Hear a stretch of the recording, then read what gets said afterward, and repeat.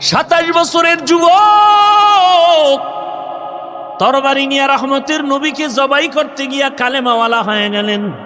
এত পাওয়ার!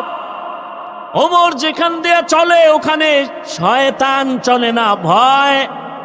যুবক সন্তান একটা মদের বোতল নিয়ে হাঁটতেছে, ওমরের দিকে কাঁপতেছে, বোতলটা ফালাইয়াও দিতে পারে না। বোতলের ভিতরে কি? এই কথা কন না কেন? মদ। ওমরের দিকে ভয়। যুবক কলব দিয়া মালিকের ডাক দিছে, মালিক তুমি ওমরের হাত থেকে বাঁচায় দাও, জীবনে আর কোনোদিন মদের বোতল হাতে নিব না।